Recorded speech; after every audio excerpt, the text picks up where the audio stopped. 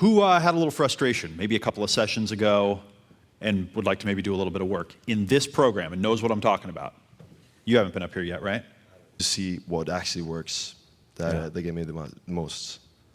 So, what was your frustration in the room? I felt like it was yesterday you were talking about being lived. Yeah. I had a big shift like 2 months ago. Everything started going really good. Yeah. And but there's down. But it's good because kind of what we're segueing into is we'll be well represented by this. Let me talk for just a sec. Each of us has these imprints or these impressions or these things that happened that shaped us in some consciously and automatically. So I'm going to put it in that context and call it a game to lighten it up a little bit, to make it a little bit more easy to talk about, a little more acceptable, and also to try to have fun with it, because we're all going through this. We're all dealing with our games that we play with ourselves and with others. So tell me about, look at that guy, he's so good looking, and I'll be like, I just kind of can't tell, but you just strike me as an attractive male specimen of our species. I love you too. There's no emotion in what I'm saying right now, okay? This is all head stuff right now.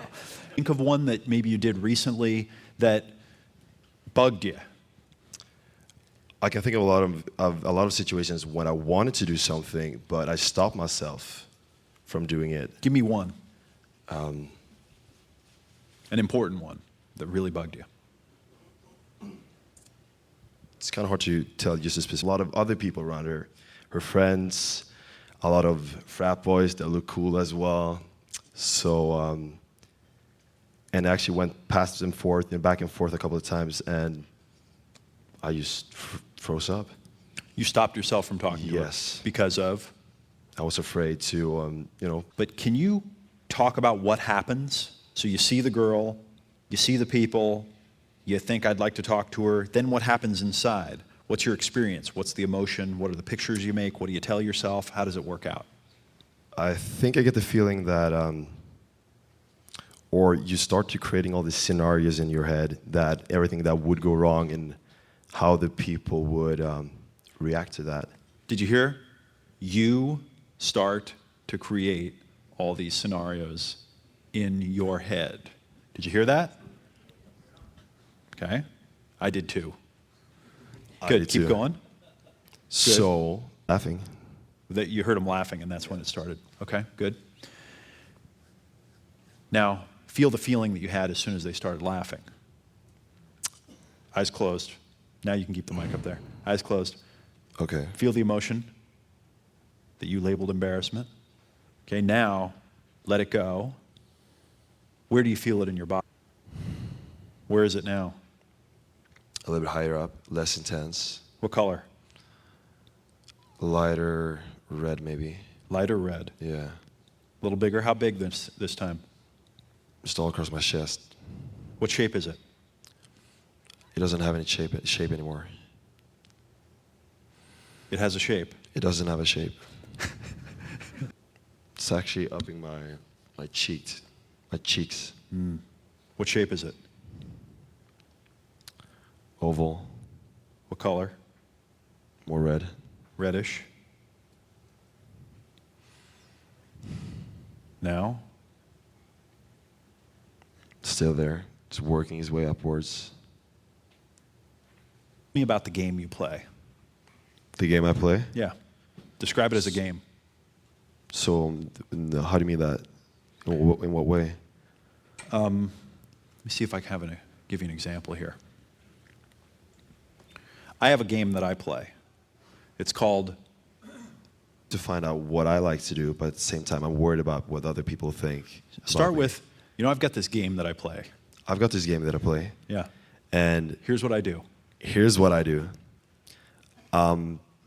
Trying to get people to like me for the things I do, not for who I am. And how does that manifest? How do you play the game? Avoiding the emotion of embarrassment? Probably. Probably. Probably? Yeah. Try.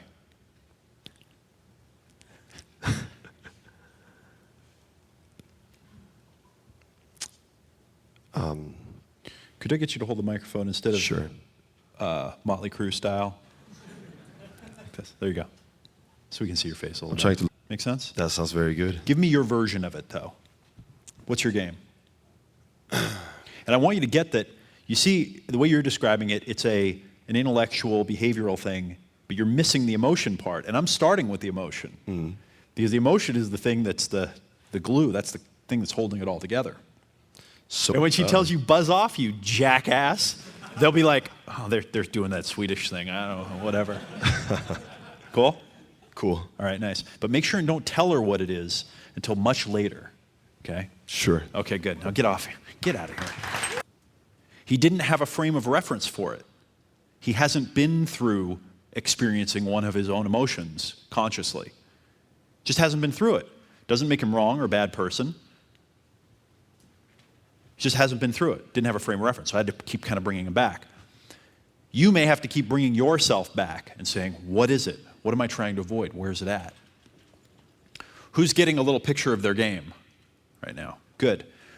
How does it work? Summarize it. And I think I play this game because I have fear of disappointment. That end part, you snuck in there. You escaped the wrath. Nice work. Good one. My name is Richard. I'm from Sweden, and I'm. Go ahead. Hi, I'm Mike from Chicago, and the game I play is like I hide out and I don't interact with people, so I don't have to look stupid. What would happen if you looked stupid? How would you feel? I think embarrassment. Yeah? Yeah. Do you like the feeling of embarrassment? No. No, not so much. No. Would you do anything to avoid it? Pretty much, yeah. Who? Potential, because I got the emotion that I don't deserve it, and I play like I just can't reach that. I let people see that I got potential, but I just can't reach it. So, Thank you. Thank you. It's a good one.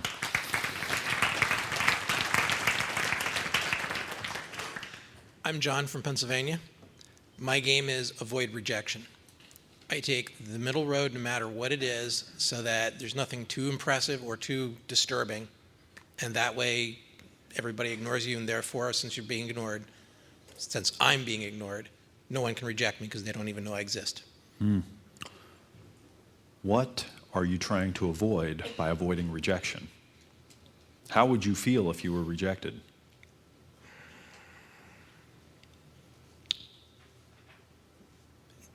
Let me ask you a question. Integrative. So I don't know what all the answers are, but it seems to me that this exercise, when you go into the mindset of, you know what, I'm not going to intellectualize about it, I'm going to, fear activates one emotion, it activates a whole set of physiological responses. And what I found is that when you do this exercise, and you say, where is it? Feel it. Is it moving? What color is it? And you flow with it, that it's almost like there's a bridge between these two. Experience it, it processes through, and then the next time it happens, it comes up for you again, and then you process through, and then the next time it comes up and you process through, and you get better and better, and then eventually, just like your old game and just like your old block, instead of automatically playing your game, you automatically process through. And here's what I want you to do. We're going to take a break. It's going to be 10 minutes long. Find at least a couple of other people and say, hey, what's your game? And share your game. And instead of saying, I avoid the emotion of fear by preventing embarrassment, all intellectual, get into it and say, I'm afraid of feeling sad, or I hate to feel sad. I really avoid feeling sad because in fact, fear of embarrassment and rejection that leads to embarrassment are pretty big issues with guys, especially when it comes to meeting women, especially when it comes to approaching women. And I don't think that most of us have identified that core thing, that we have a fear of rejection because we have a fear of the emotion of embarrassment. A lot of us have never really allowed ourselves to feel embarrassment, to go. Man, I don't remember how old I was. I was probably,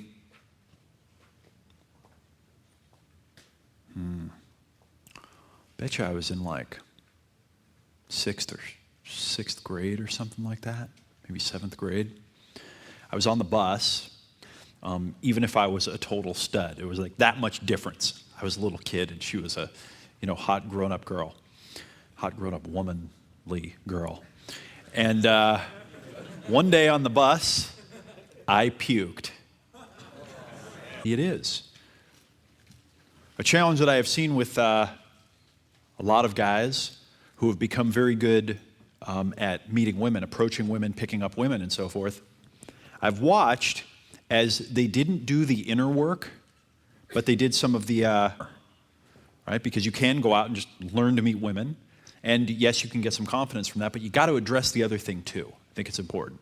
So if you've got a fear of embarrassment and you go learn to meet women, but you don't deal with the issue, you might just cover it up and maybe even build a thicker persona, a thicker wall between you and other humans.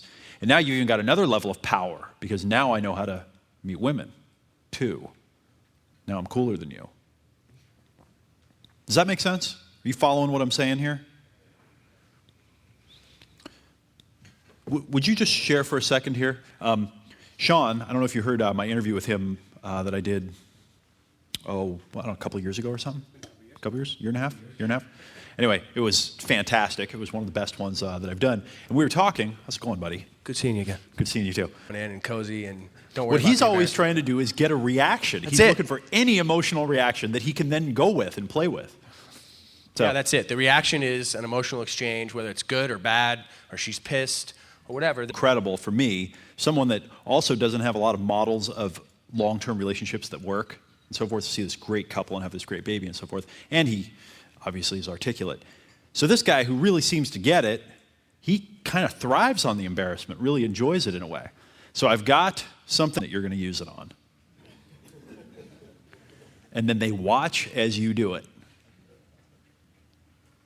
The purpose of this game is fun for the group and total embarrassment for you.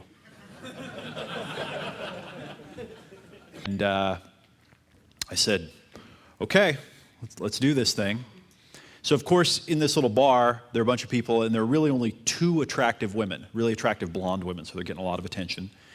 And he said, go.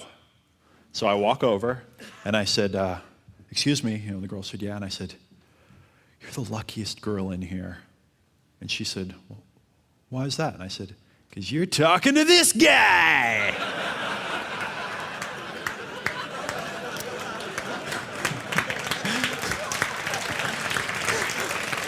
Around and the friend, like, awesome.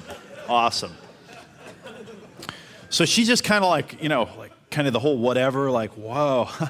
So I started laughing, and I walked over to my friend, and he's high-fiving me, and we struck up a conversation with him. And a little while later, we all walked back over to my friend's house, who was close. And they just came home to hang out with us.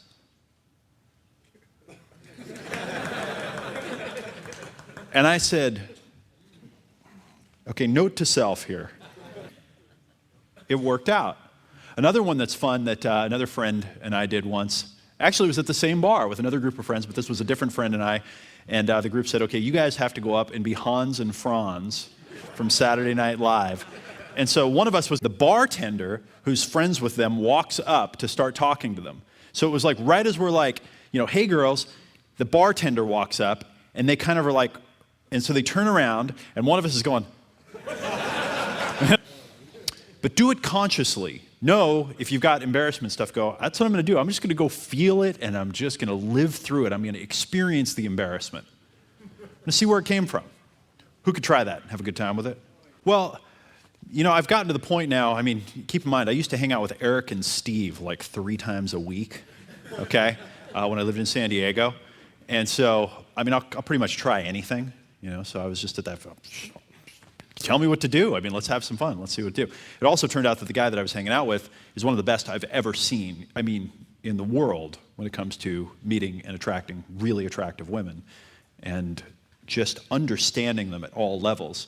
And so when someone like that says, you got to try this, I'm like, you know, of course, it immediately. We go, I just want to change this thing. We try and we try and we try. And then if it doesn't work out, if we can't change it, we accept it. Okay, so if something comes up, we try to change it. I've read quotes from both Carl Jung and Carl Rogers, two of the kind of grandfathers of modern psychology, both brilliant guys. And they both said something very similar. And that is, in order to change something, you must first accept it. And I don't mean understand it. I don't mean intellectualize about it. I mean accept it. Go through acceptance. Because once you have accepted it, I'll accept it. Another one is acceptance without a lot of issue. All right, I can accept that. No problem. No energy really for or against. Neutral. Another is, I really accept that. In fact, I welcome that. And then another level, maybe even the highest level, would be invite. I invite it. Let's use, for example, how much rapport. If you say, you know, I really accept you, I welcome your feedback, your opinion, even if it's not what I want to hear, I still welcome it. And how much rapport are you going to have if you say, I really want to know how you feel. I want to invite you. How much rapport are you going to have? And with people, with humans, which are rather complex creatures, when you really get this person, you, right, yourself, if you have something about you that you want to change, if you go right to work on it and try to change it, you're probably not going to make much progress because the thing is not happening. But it's not something that you can just say, I'm going to flip a switch and just change that. These issues that come up for us that are challenging, they're a lot more complex and integrated than we think. So what we must first do is accept more about myself. I want to accept myself more. I want to make it okay for anything that's going on inside of me to happen. And then you welcome those emotions, you welcome those experiences internally. You realize you're not going to do anything crazy, you're not going to get out of control, or do programs like this, or maybe get some therapy. You really want to go in there and say, hey, what's in there? What's in the treasure chest? Here's a lesson. That lesson was important. That one's taken me a long time to learn. Okay, you got to accept yourself if you want to change. That's it. You have to accept yourself first if you want to change. And I don't mean intellectually. I mean you have to accept yourself. Make a treasure chest out of it. Your treasure chest. You might want to draw a little picture of this. If I was a better artist, I'd be drawing these things. It would be better for me anyway because it's more visual stuff, but you draw your treasure chest. Draw a little treasure chest. In front, and we were talking about treasure chests and treasure maps, and I said, there's a level beyond these four. There's a level beyond them. And I've known that it was there, but I just couldn't test because you can't get to conscious incompetent. There is no step called that because you think you're already competent. And what a lot of us do, the ego side of us, is anything we hear, we try to relate it to something we already know and say, I already knew that. Yeah, I'd heard that before. Yeah, I already know that. Yeah, I knew that. When you do that, your box is locked, and the lock is on there. And so this has been particularly profound for me because when I was younger, I really used to love that game of anytime someone talked about anything, I could say, yeah, I know something about that. Yeah, I've read about that a little bit. Yeah, I understand that.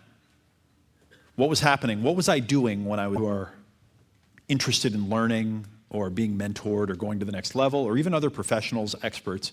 I'm always listening for that sound of someone sounding like they think they get it and they think they're pretty cool. Because if you've got that tone in your voice,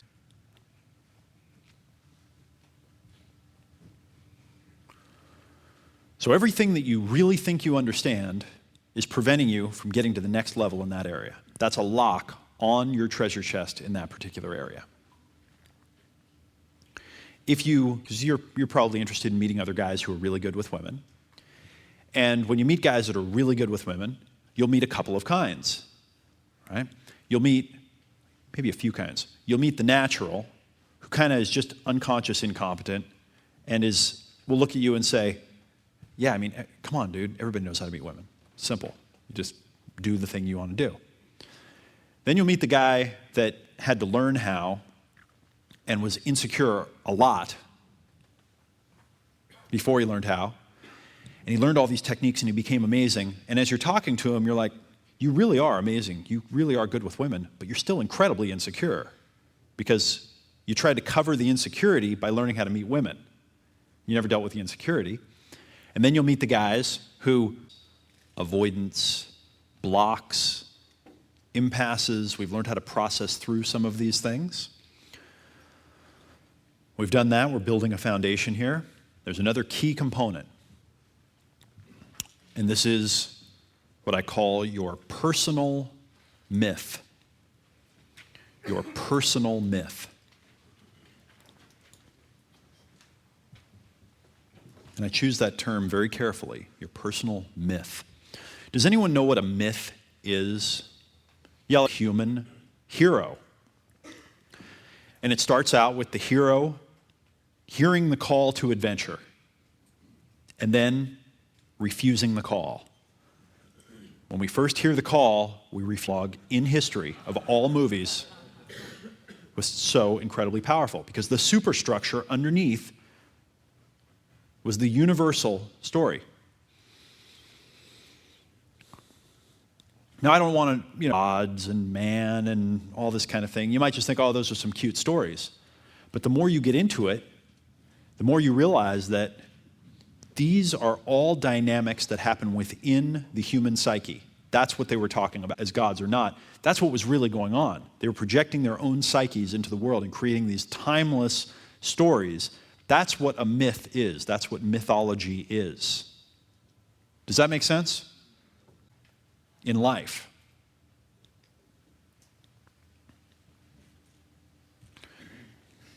You've heard me mention Werner Erhard. He synthesized a couple of things, and he came up with the brilliant simplification of there and see the facts. What happens is your mind automatically takes your mythology, the kind of unconscious mythology, and whatever's coming in, and it weaves a story that makes it fit into your model. That's happening. And you'll notice that the brave men that have come up here to do some work with me, if you listen through what's going on, each of them has a story that's their thing, okay? It's gotten to a point where I cannot not maybe see it anymore. I've already been doing a lot of reading and listening to motivational cassettes and all this stuff, Brian Tracy and all that. And it's gotten to a point where I intellectualize a lot, class, and I wasn't responding. So I've always felt inferior. So those questions you were asking before, if I had to face something, I would Can you say, spell the syndrome? syndrome, Usher, like Usher? Usher Yeah, syndrome. S-U-S-H. I just didn't understand what it was. And Right. I'm interested. I've never heard of this Right. before, but go ahead. So Usher, I don't know, I just attracted the women, despite my handicap. So that made me feel more confident. And then it got to a point where I grew up taller and bigger. Women are not as excited, in high school they're more excited. So then it became, I felt inferior again. I think my myth or my story, I do catch myself bringing that up a lot. When I just meet someone, I'm caught between the two, and I appreciate your opinion on that, is how do I know when I meet a woman, I have to tell her about my blindness? Because let's face it,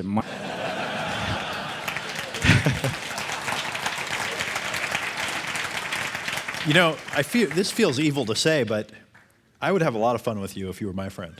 I can imagine. So, sorry, it turned into a point where it happened actually 2 nights ago. My brother, wheelchair, you know he's in the wheelchair, so you're going to help him out. You're going to, here, come here, let's move, everybody move. This guy is handicapped. Yeah. And some people even tell me that. Don't say handicapped. No, I'm not seeing it in that way. I just mean I would like people to be aware of it so they can just go down a path that it just doesn't work out. I'll give you a short story. I danced with a girl, great, went well. She took off to the bathroom, and I forgot to tell her, and she went off a dark corner, and I'm standing there. I don't see a thing. I can't see the people. I can't see the bathroom. I don't know where she is. Imagine, angry. Angry? That was my emotion, yeah. And it often is, very angry. So it's gotten to a point where I go out every time. I try to be optimistic, great with all this stuff. It's great. Yeah. But the physical handicaps, like, just how do you deal with that? You know, that's for life. That's not something that's coming back. You know, it's not an issue internally. It's actually an external one. So when you go to talk to a woman and you start the conversation, I'm paraphrasing what you said, and let me know if I understand you. Right. You feel an emotional, you feel compelled to tell her, I can't see you. So if you walk off, make sure and let me know. You feel like you need to tell her up front. Right. Okay, you feel like you need to. You're serious about that? So now I decided I have to, and it works out well. Can I do it with the right confidence? But like I said, the challenge is to always look what is my issue and what is the situation. Yeah. I'll just tell them usually when they're going to depart.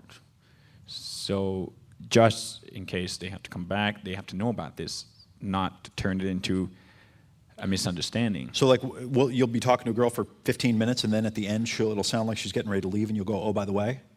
Right. It can be like this. Yeah. There's slightly make sure they don't realize. It's like to, again, feature I'm abnormal.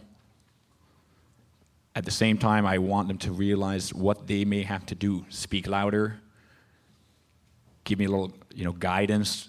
I mean, physical guidance, like through the hallway. So just so that the interaction will actually work out.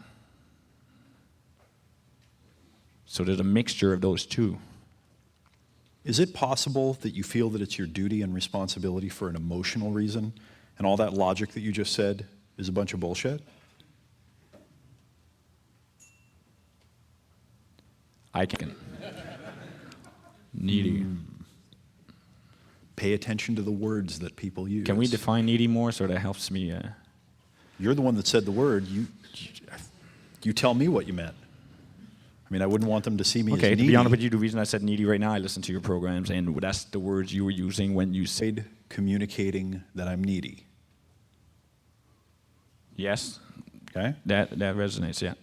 Is there a difference between having a need and being needy?